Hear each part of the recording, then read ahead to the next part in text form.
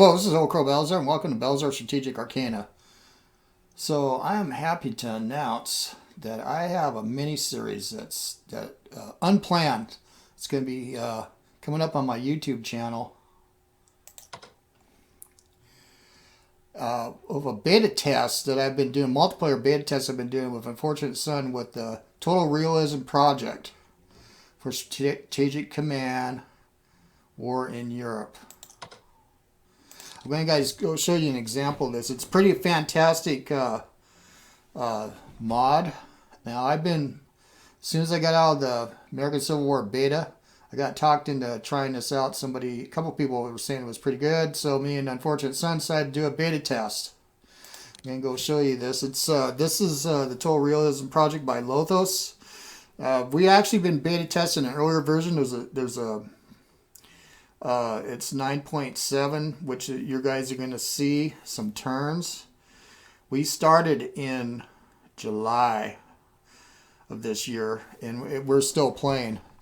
One of the things that's pretty cool about his War in Europe mod is it takes in all of Africa.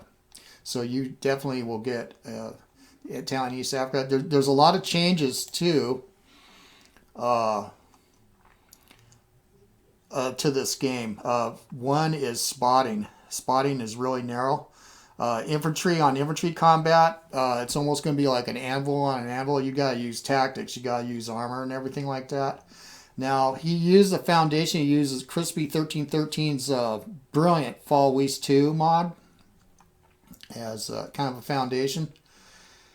And let's just go look at the production. You'll get to see what I'm talking about here. There are no armies, and I always thought the one thing that I didn't really dig on too much, and nothing against the game, but they had army-sized units in War in Europe, so you can't get proper unit density. And I'm going to show you some images how it works, and it's realistic.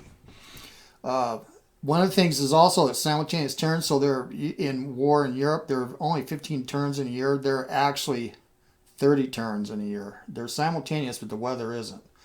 The base game changes that they've had. You can fly planes in rain now, but there's diminished attributes, but it works well. And interestingly, when we were doing the mod, they made the change. And they change certain things about submarines also, which are better. It got changed while we were actually playing. So anyway, I'm going to show you examples of that, and I'll tell you a schedule that I got going with that game, with the beta test that I got. So anyway, we can just take a look. There's no armies, but there are divisions. There's corps, of course. This is Cypri's counter set too. It's the only one that's in the game. Elite infantry. Got mountain corps. These are interesting. These are static light infantry that you can buy. They're going to have different properties and stuff like that. The action points 3. Got your cavalry corps. There'll be 3 of them available. Artillery rockets.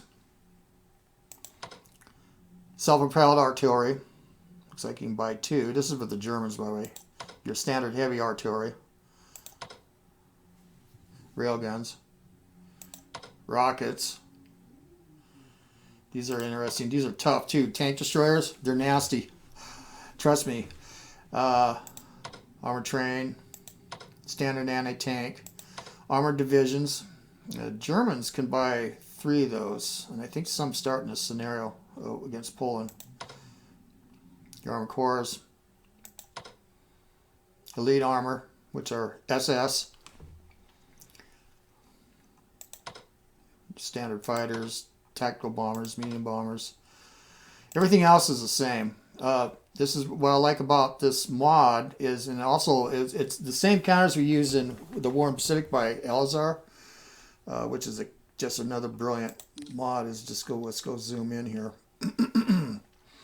One of the things that's nice is you can see the docks, and so let's just go move somebody. There we go. So we got here the beginning of the attack on Poland.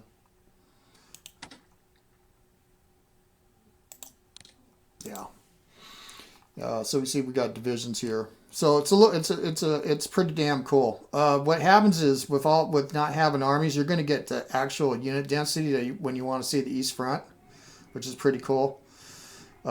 There are some changes. There are more turns. Movement rates are different. There's no. Let's go to the research. I'll show you. This is a big one. There is no mobility upgrades. Why? Because you can buy motorized units. So I'll go back. So you see here. Here's let's go corps infantry. So you can see the action points are 3. Pretty slow. Of course, you can force march and all that. You get stuck in the mud pretty easy. But you do have motorized units you can buy right off the bat. They're a little bit more. And you can see you got 4 action points. Now, it sounds like it's slow, but you can still do encirclements. I've seen them done. It just takes more time. One of the things about having simultaneous turns and more turns in a year is you can develop your strategy. And breakthroughs, and like the breakthroughs weren't automatic. A lot of times you had to break through, and then one was the breakthrough that surrounded 600,000 men in Kiev. That took a few weeks. So a lot of times in the summer you got at least 3 or 4 turns in a month. So you can do these encirclements, but you've got to break through, use tactics with armor or other fast units, and try to achieve those encirclements. So there is that. Now, me and Ray, we started in July. I did some recordings for Lothos, and I never used them. They weren't intended for YouTube, but I decided on turn 94, which would have been August 30th, 1942, to start recording. And each turn is about an hour. A little bit over an hour, a little bit under an hour. Anyway, I've got 8 turns so far. So like turn 94 was August 30th, 1942. And we're actually transiting into winter. So I think, let's see.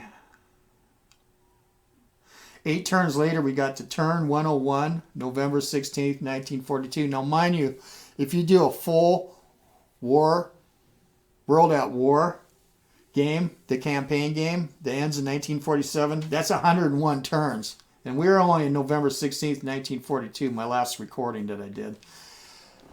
So there's that. Now, we'll show you just what I talk about, unit density. This is on the matrix form.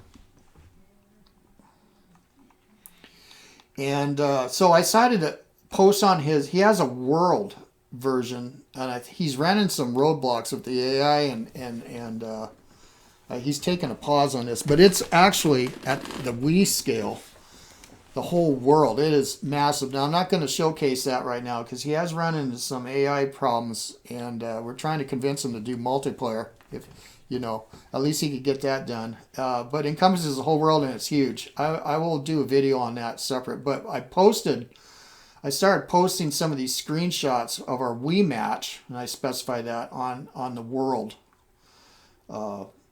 mod forum, because I just wanted to show people that, yeah, we're getting proper density. So this, I believe, yeah, we're showing that in August 23rd, 1941, right? I mean, his Barbarossa was just kicking my ass, and I had to keep retreating.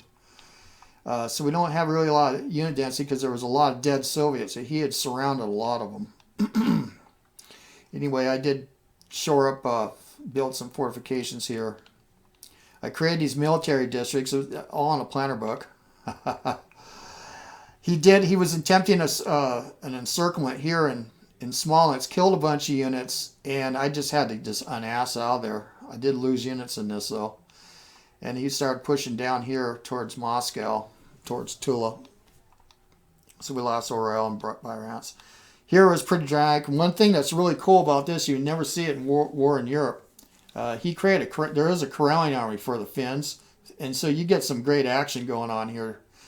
He smashed in here and actually was able to counterattack him. He was right almost at Petropavlovsk, and broke the line here. But I had to divert forces. Couldn't really afford it. I think because the fog of war is only the spotting is only 1.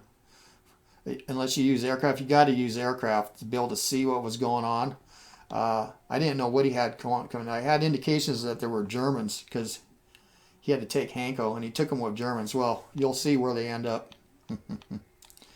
This is Lothos right here. So I kept periodically posting my screenshots. So now this ended up in November 9th, 1941. And I tried to start forming some lines, especially around Voronezh. He took Kursk. So these are pretty close to the traditional front lines at Barbarossa in November 41. He's hell-bent on getting into Rostov. He didn't go after the Crimea. Now I'm starting to form a line here. This is still November 9th. So now I'm starting to form a line here in front of Moscow.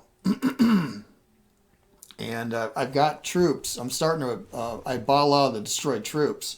So they're going to be coming in the queue. Hopefully when winter comes, it's going to save my ass, right?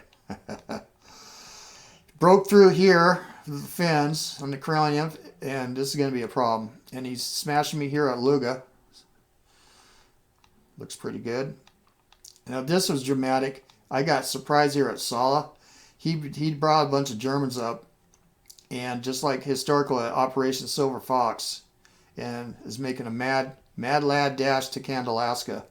I just barely had it held. These guys are just recent arrivals. Didn't even have a headquarters. I think this was able to cover this. Headquarters in this game, by the way, are a lot cheaper. So you can. That's good. We actually like it because there's going to be a lot more units on the board. Anyway, I was unfortunate. Son was able to do some work for him, create some custom counters for him. Thanks, Ray. You're mentioned again. Okay, this transition, December 15th, 1941, I was able to do my winter offensive. So I wanted to push just like they did historically. They pushed down here to get the Veliki Luki. So I just shoved whatever I could and did an airdrop, just like the Soviets did, try to get behind his lines. And so the whole point of this is try to get Ryshev, because he had gotten all the way almost to Kalinin, and mind you, there was quite a few turns since the last images. And I started doing my counterattacks and pushing out Kaluga and Tula. I mean, he was right in here. And I got a Siberian Reserve. Some of them weren't on rail lines, but they're coming. Note the guard unit here. Armor. Here he took Kandalaska, broke the Murmansk front, and this was devastating to me because the convoy did switch to Archangel, but it's all iced up, so no money got in. Was able to start holding him here at Leningrad, but now he's pushing on Leningrad, so I got to do something about that, right? So I formed a step front here around Voronezh. I got the Stalingrad front that's forming. He's in Rostov, and he's going to be there for a while. I think this is the transition to, let's see, the next posting was January 26th. This is when I go on a counteroffensive, big time. And now I'm working on Ryshev here, and I'm working on Luga. So you see the unit density here is awesome. You'll never see this in Wii. Now, because of Fog of War, I cannot see anything, and he blew out my fighters. I had moved fighters down here, and he attacked them. Decided not to go into the town because we could walk right into Trollo's armor corps here. Now here, he's moving up towards Murmansk. I had to bring stuff by sea, rush him in. And luckily the Kriegsmarine wasn't around. So I see I've got good solid lines here. And now I'm starting to form this front. Here's kind of an overview. Now with armies, what happens is you'd have a lot of blobs. Here, there was some problems he had with Rommel. I was able to hit him. One of the things is we convinced Lothos to weaken the Tobruk effect because there's extra turns, and it was firing continuously. So I didn't realize it because I did bring strategic bombers down and bombed the hell out of his ports.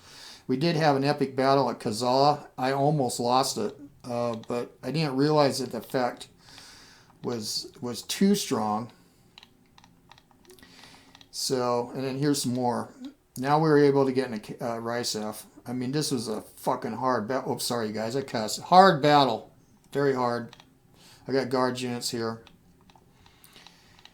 Mind you, when you guys start seeing recordings, and I don't know how long it's going to be. It's going to be a year later. It's going to start in August, so it's not a full year, because we're going into February 25th, 1942. So we're still able to push on them. But we're going to get weak, and trust me, the Germans are going to come back with a vengeance on us. I don't want to give too many spoilers. Here, I start pushing on them, because I got to take back Canada, Alaska. I got to do something using historical flags. Thanks, Ray. Combat between infantry units. Okay, there will be some kind of effect, but you mostly will get experience. You need to use armor and aircraft to break through. Here, I was able to push on him though because his supply was weak. Now, one of the things, the newer version has been fixed. The winter effect was too weak, so he fixed that with the newest version. Now we're playing the older version. I think I have some more screenshots here, and I'll show you some other things here. Yeah, there's some more screenshots, but pretty much I quit sending screenshots. I was concentrating. Yeah, somebody's playing this and they were using this map mod. This is a killer map mod, by the way. Anyway, I think that I can let that go. And let's see here. Now, let me go out, and I think I could show some other examples. But anyway, yeah, when my first video goes up, we're in the middle of the game. Now we decided to just stick with the earlier version.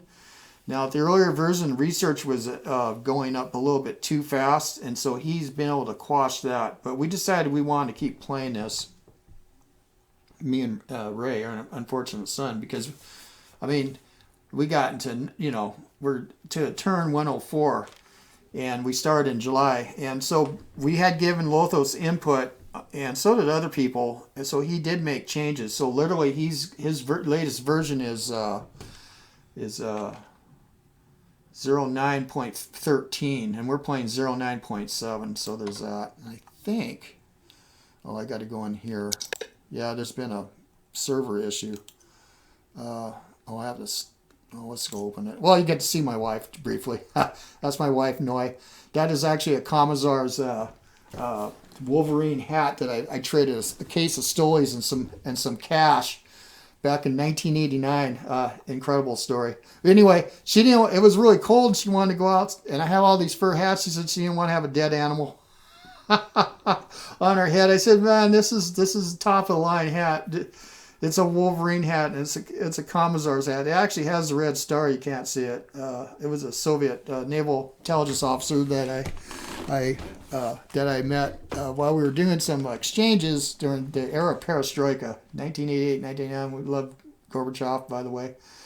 I think that was in Magadan. Magadan is Siberian Far East. Anyway, hi, Noi. Bye. She's a sweetheart. This is Ray's stuff. Here, where are we? Did I mess up here? Oh, here we go. Yeah, these are some other screenshots. Yeah, I went the wrong way. Sorry about that. So, yeah, I didn't know what he was naming these groups, but we were able to break through here. So these are screenshots because I wanted to show the unit density again. Like I said, no armies. This is Ray going at me again. That's in the summer of 42. He didn't go after Stalingrad. I wanted him to.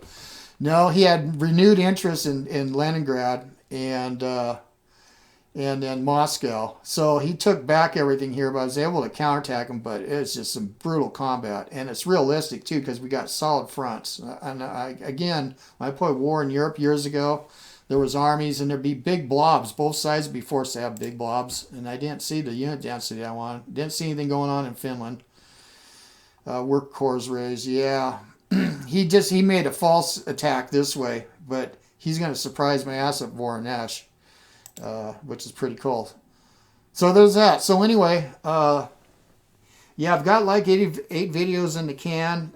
They're going to take the slot of the American Civil War. That just ended with the Colonel and I don't know how far we're going to get into this. I have talked to the Colonel and Ray about doing this mod with its newest version, which is not 9.7, a full campaign. Now, if we do that, it's going to be a full year because there's at least 360 turns. And if I was doing it with another YouTuber and posting every other day our turns, you can just imagine the commitment involved. But it is pretty cool, man. It's pretty damn cool. Let me tell you, especially when you get to Western Allies and they try to get back into North Africa. You got all those French states. Some of them are Free French. Some of them are Vichy. Trying to get into Sicily. Trying to do a D-Day. I haven't even thought of contemplated doing that. But anyway, it's a well-crafted mod. Thanks, Lothos. I hope that your world mod that you might be able to finish, at least for multiplayer. He did, like I said, he did run into some AI issues with that look like they might be insurmountable concerning amphibious attacks, and it's just huge. Anyway, the Pacific's huge. Elazar ran into that problem, and so he did a multiplayer only version for the war in the Pacific, which I am going to play again, probably with Elazar in the future on YouTube, and I'll probably be the Japanese again, but I'd like to do the Americans too. Anyway, he did some fine tuning with that mod, so. And I like featuring people's mods. There's a lot of hard work that's involved in this. So anyway, this is Oko Balzar. Thanks for watching. And yeah, there'll be some action. At least eight turns in the can. Maybe some more mid-campaign again. And you'll be able to get to see it and see if you like it or not. We do like it, so we think it's fab. So anyway, this is Oko Balzar. Thanks for watching. We will see you on the virtual battlefields. I am gone.